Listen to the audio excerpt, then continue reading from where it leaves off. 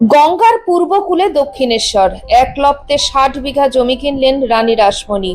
জমির কতক অংশের মালিক ছিলেন হেস্টি নামে একজন সাহেব, আর বাকি অংশে মুসলমানদের কবরখানা আর গাজী পীরের থান। জমির গড়ন খানিকটা কচ্ছপের পিঠের মতন। তন্ত্রমতে অমন জমি শক্তি সাধনার অনুকূলে। তাই সন্দেহ কি ওই পূর্বকুল দেবী নিজেই নির্বাচিত করেছেন পূর্ব থেকে। 9 লাখ টাকায় মন্দির আর মূর্তি তৈরি হলো। নবরত্ন বিশিষ্ট কালী মন্দির, উত্তরে রাধা গোবিন্দের মন্দির, পশ্চিমে দ্বাদশ শিব মন্দির, আর দক্ষিণে নাটমণ্ডপ, মধ্যস্থলে প্রশস্ত চত্বর। উত্তরে দক্ষিণে পূর্বে আরো 3 সার দালান। সব মিলিয়ে অতিকায় দেবায়তন। সম্পূর্ণ হতে লেগেছিল প্রায় 10 বছর। এই 10 বছর উদ্যোগ থেকে উদযাপন পর্যন্ত রানী রাসমণি ব্রতধারিণী হয়েছিলেন। ছিলেন কঠোর নিয়মে সংযমে। ত্রিসন্ধ্যা চান করেছেন, হবিষ্যান্ন খেয়েছেন, শুয়েছেন শুকনো মেঝের ওপর, আর জপ করেছেন অবিশ্রান্ত। কিসের জন্য এত অনুষ্ঠান? এই দেহ মনকে যদি তার উপযুক্ত বাহন করতে না পারি, তবে দেবী শুনবেন কেন আবাহন? হয় আসবেন না, নয়তো এসে ফিরে যাবেন। তৈরি হলো মন্দির, তৈরি হলো দেবী মূর্তি। পণ্ডিতেরা পাঁজি দেখতে লাগলেন মন্দির প্রতিষ্ঠার শুভ দিন কবে ঠিক করা যায়। মায়ের মূর্তিটি ছিল বাস্কের মধ্যে বন্দী হয়ে। দেখা গেল মূর্তিটি ঘামছে।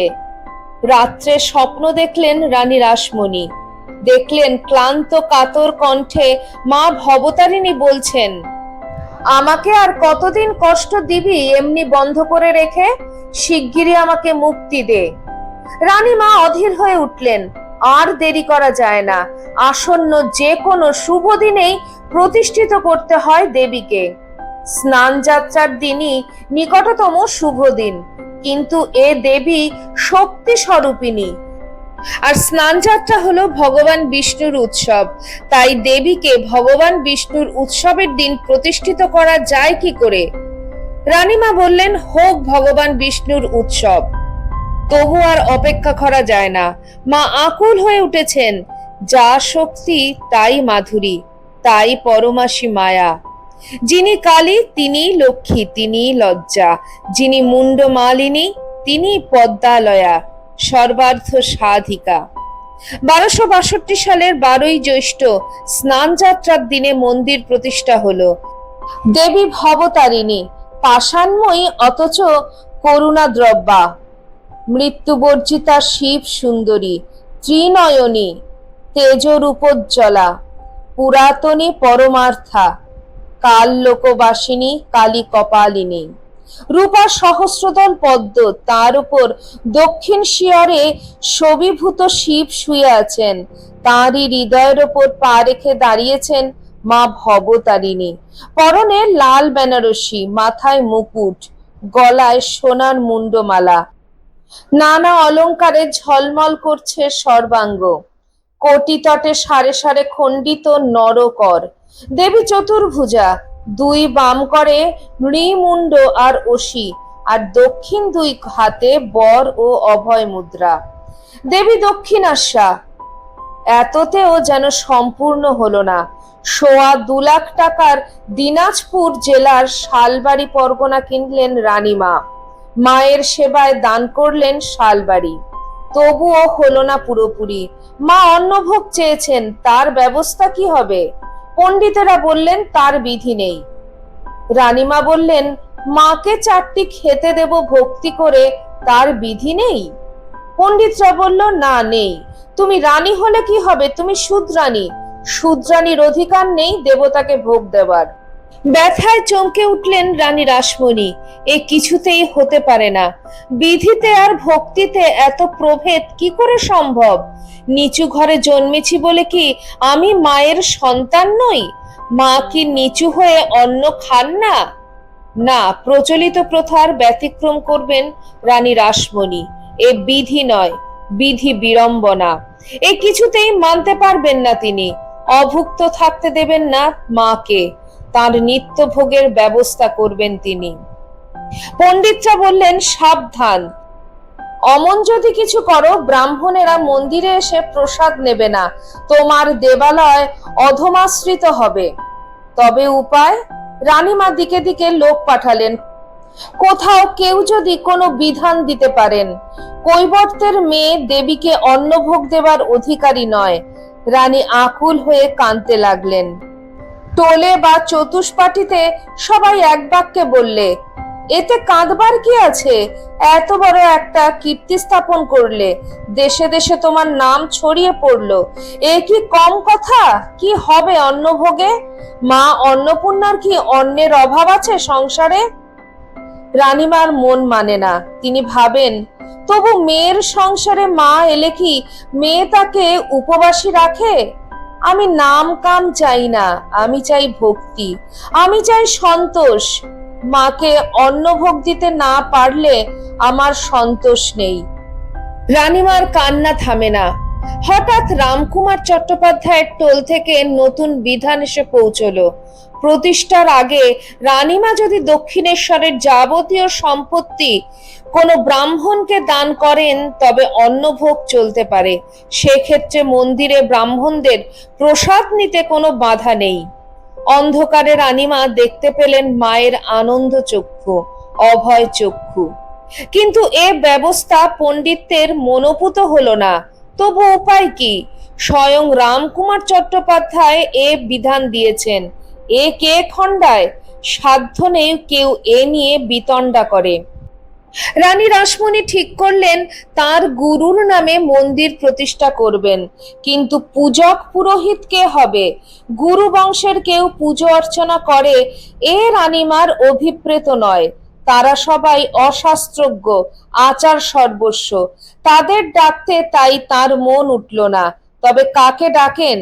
যাকেই ডাকেন সেই মুখ ফিরিয়ে চলে যায়, বলে পাঠায় পুজো করা দূরস্থান।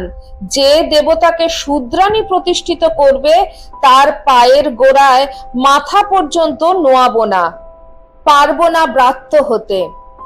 এখন তবে কি করা যায়? এই মহা দুস্তরে পথ কোথায়? শেষ পর্যন্ত রানীমা রামকুমার চট্টোপাধ্যায়কেই লিখলেন উদ্ধার করতে। রামকুমার চট্টোপাধ্যায় বললেন, পূজকের অভাবে মন্দির যখন প্রতিষ্ঠা হয় না, তখন বেশ আমি পূজক হব।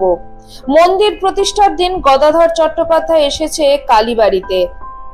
বিরাট উৎসব, যাত্রা, কালী কীর্তন, ভাগবত, রামায়ণ পাঠ, কত কি হচ্ছে চারপাশে। কত দিক থেকে কত লোক এসেছে, সংখ্যায় লেখাজোখা হয় না। সদাব্রত অন্নসত্র বসে গেছে, আহুত অনাহুতের ভেদ নেই, শুধু দাও আর খাও, নাও আর ধরো। চলেছে চর্বচস্য লেজ্জপেওর ঢালাঢলি। গদাধর চট্টোপাধ্যায়ের মনে হলো ভগবতী যেন কৈলাস শূন্য করে চলে এসেছেন মন্দিরে, কিংবা গোটা রজতগিরি যেন রানী রাসমণি তুলে এনে দক্ষিণেশ্বরে বসিয়ে দিয়েছেন। এত আয়োজন, এত অজস্রতা, কিন্তু গদাধর মন্দিরের অন্নভোগের অংশ নিল না। বাজার থেকে 1 পয়সার মুড়ি মুরকি কিনে খেলো, আর তাই খেয়ে কাটালো সমস্ত দিন। বেলা পড়লে হেঁটে চলে গেল ঝামাপুকুর। রামকুমার চট্টোপাধ্যায় জিজ্ঞেস করলেন, কিছু খেলি না কেন রে গদাই? কৈবর্তের অন্ন খেতে পারি না দাদা, গদাধর বলল। গদাধর এখন বড় হয়েছে, পণ্ডিত হয়েছে, ভাবলেন রামকুমার চট্টোপাধ্যায়, নইলে ছেলেবেলায় ধনী কামারনির হাতে কি করে সে ভিক্ষা নিয়েছিল। পরদিন সকালে উঠেও গদাধর দেখলে দাদা ফেরেননি। তার মানে কি? দাদা কি কায়েমি হয়ে থেকে যাবেন নাকি মন্দিরে? এ কি অভাবনীয়! একের পর এক 7 দিন কেটে গেল, তবু দাদার দেখা নেই। আর অপেক্ষা করা যায় না। গদাধর চলল দক্ষিণেশ্বরে। দাদাকে গিয়ে বলল, এ কি বাড়ি যাবেন না? রামকুমার বললেন, না রে, ভাবছি জীবনের কটা দিন এখানেই কাটিয়ে দেব। গদাধর অবাক হয়ে রইল। রামকুমার বললেন, হ্যাঁ, মন্দিরের পুজোর ভার নিয়েছি, টোল এবার তুলে দেব, তুইও চলে আয় আমার সঙ্গে। প্রবল আপত্তি তুলল গদাধর। তা কি করে হতে পারে? বাবা কোনোদিন শূদ্রজাতি হননি। তার ছেলে হয়ে কোন যুক্তিতে তার প্রথার প্রতিকূলতা করবেন? ওসব ছাড়ুন। রামকুমার অনেক বোঝালেন, অনেক তর্ক ফাঁদলেন, গদাধর নির্বিচল, নিষ্ঠায় নিয়তস্থিত। তাহলে ধর্মপত্র করা যাক, বললেন রামকুমার। যা ধর্মপত্র তাই দৈবাদেশ। একটি ঘটিতে কতকগুলি কাগজের টুকরো, তাতে কোনোটায় হ্যাঁ বা কোনোটায় না লেখা।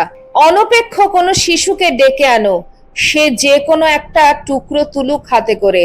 সেই টুকরোটিতে যদি হ্যাঁ থাকে তবে করো, আর যদি না থাকে তবে করো না। জানবে তাই তোমার দেবতার ইঙ্গিত। ধর্মপত্রে হ্যাঁ উঠল, তার মানে রামকুমার চট্টোপাধ্যায় করুক যেমন করছে পূজকের কাজ। এখন গদাধরের কাজ কি? ঝামাপুকুরের টোল তো পটল তুলল, সে খায় কি, থাকে কোথায়? রামকুমার জিজ্ঞেস করলেন, মন্দিরের প্রসাদ খাবি নে? গদাধর বলল না। রামকুমার বললেন, কেন? গঙ্গা জলে রান্না, মাকে নিবেদন করা, খেতে দোষ কি? গদাধর উত্তর দিল, আমি সপাকে খাই। রামকুমার বললেন, বেশ তো, তবে সিধে নিয়ে যা না গঙ্গা পারে, নিজের হাতে রান্না করে খা গিয়ে। গঙ্গাকুলে সবই পবিত্র, এ তো মানতেই হবে। গঙ্গার নাম শুনে গদাধর গলে গেল। সকল কলুষ ভাঙা গঙ্গা, সেই ভবভয় দ্রাবিণী ভাগীরথী, তাকে গদাধর ফেরায় কি করে? তবে তাই হোক, গদাধর থাকবে দক্ষিণেশ্বরে, গঙ্গা তীরে সপাকে রান্না করে খাবে, গঙ্গা জলের রান্না। প্রশ্ন জাগে, কেন কেন এই নিষ্ঠার কাঠিন্য? ঠাকুর পরবর্তীকালে তার ভক্তদের বলেছিলেন যে পায়ে একটি কাঁটা ফুটলে আরেকটি কাঁটা জোগাড় করে পায়ের কাঁটাটি বের করতে হয়, তারপরই ফেলে দিতে হয় দুটো কাঁটাই। তেমনি অজ্ঞান কাঁটা তোলবার জন্য জ্ঞান কাঁটা জোগাড় করো, তারপর জ্ঞান অজ্ঞান দুটো কাঁটাই ফেলে দাও, তখন বিজ্ঞান অবস্থা, ত্রিগুণাতীত অবস্থা। গীতায় শ্রীকৃষ্ণ বললেন অর্জুনকে, নিষ্ঠা না থাকলে সত্যে পৌঁছবে কি করে? নিয়ম না থাকলে কি করে হবে নিয়মাতীত? আগে শাসন চাই, সমদম সাধন চাই, তবে তো নির্বাণে পৌঁছবে। আগে কঠিন হও, তবে তো সরল হবে। আগে ডুব দিতে শিখবে, তবেই তো খুঁজে পাবে গভীরতা। ঠাকুর একটি গল্প শোনালেন। বললেন, একবার এক চণ্ডাল মাংসের ভার নিয়ে চলেছে। শঙ্করাচার্যকে সে ছুঁয়ে দিলে। শঙ্করাচার্য চমকে উঠলেন, বললেন, আমায় ছুলি? চণ্ডাল বললে, ঠাকুর, আমিও তোমায় ছুঁইনি, তুমিও আমায় ছৌনি। শুদ্ধ আত্মা যে নির্লিপ্ত, এই হচ্ছে বিজ্ঞানীর ভাব। সে কখনো বালক, কখনো জড়, কখনো উন্মাদ, কখনো পিশাচ। সে তখন নিয়মাতীত, তার সর্বত্র ব্রহ্মময়। তার লজ্জা ঘৃণা ভয় ভাবনা নেই, কোনো গুণেরই আঁট নেই। সে কখনো বা জ্বরের মতো চুপ করে বসে থাকে, কখনো হাসে, কখনো কাঁদে। এই বাবার মতন সাজে গোজে, খানিক পরে আবার বগলের নিচে কাপড়ের পুটলি পাকিয়ে ঘুরে বেড়ায়। ডোবার জল আর গঙ্গা জল সমান দেখে। এই যে নিত্য সত্যস্থ অবস্থা, এতে আসতে হলে কত নিষ্ঠা নিয়ম, কত শাসন বন্ধন দরকার, তার কি ঠিক আছে? দক্ষিণেশ্বরের মন্দির প্রতিষ্ঠার কিছুদিন পর এক পাগল এসে উপস্থিত। এক হাতে একটা কঞ্চি, অন্য হাতে একটা ভার, পায়ে ছেঁড়া জুতো। গঙ্গায় ডুব দিয়ে উঠে কোচরে কি ছিল তাই খেলো। তারপরে মন্দিরে গিয়ে স্তব করতে বসলো। গম গমে শব্দে কেঁপে কেঁপে উঠল মন্দির। ভাত জোটেনি। অতিথিশালার পাত কুড়িয়ে খেতে লাগলো ভাত, পথের কুকুরের মতন, এমনকি পথের কুকুরদের সরিয়ে সরিয়ে কারাকারি করে। হলধারী ছুটে এলো মন্দির থেকে। লোকটার পিছু পিছু ধাওয়া করলে, বললে, তুমি কে? পাগল বললে, চুপ, কাউকে বলিসনি? আমি পূর্ণজ্ঞানী। হলধারী জিজ্ঞেস করলেন, পূর্ণজ্ঞানী? পাগল বললে, হ্যাঁ, তোকে বলে যাই, যেদিন এই ডোবার জল আর গঙ্গা জলে কোনো ভেদ বুদ্ধি থাকবে না, তখনই বুঝবি পূর্ণজ্ঞান হয়েছে। বলেই পাগল চলে গেল কোন দিকে। ঠাকুর সব শুনলেন, ভয়ে জড়িয়ে ধরলেন হৃদয়কে। মাকে বললেন, মা, আমারও কি তবে এমনই হবে? ভয় কি? মায়ের মুখে সেই অভয়ঙ্কর প্রসন্নতা। চুম্বকের পাহাড়ের কাছ দিয়ে জাহাজ চলে গেলে জাহাজের আর কি থাকে? তার কলকবজা, স্ক্রু, বল্টু, লোহা লক্কর সব আলাদা হয়ে খুলে যায়।